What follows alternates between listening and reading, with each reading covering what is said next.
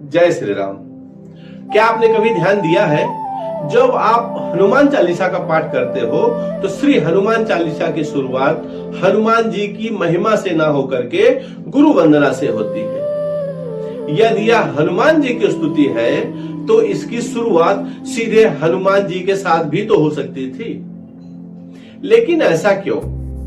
आइए इसे समझते हैं। मैं हूं मंगलेश चंद्र और आप देख रहे हैं हनुमान चालीसा सीरीज।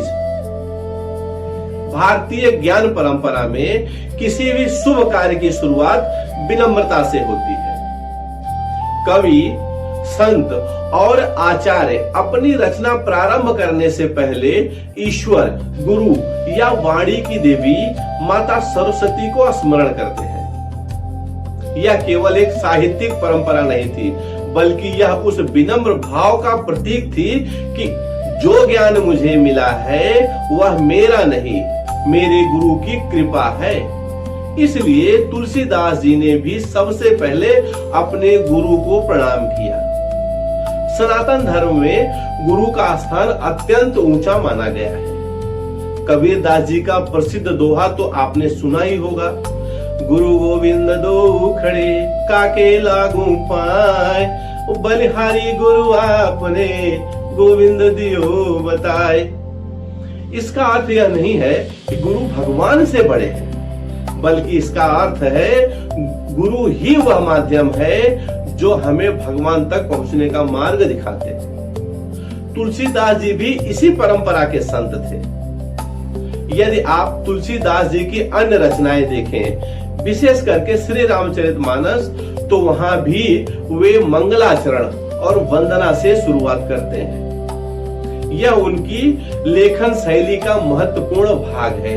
इसलिए हनुमान चालीसा में गुरु वंदना से शुरुआत कोई संयोग नहीं, बल्कि उनकी आध्यात्मिक दृष्टि का प्रतिबिंब है। यह एक बात समझना आवश्यक है, तुलसीदास जी यह नहीं कह रहे हैं कि स्वर केवल गुरु के माध्यम से ही मिल सकते हैं। वे हमें यह सिखा रहे हैं, अहंकार छोड़कर सीखने की भावना के साथ आगे बढ़ना चाहिए। गुरु केवल एक व्यक्ति ही नहीं, बल्कि वह कोई भी हो सकता है जो हमें अज्ञान से ज्ञानता की ओर ले जाए।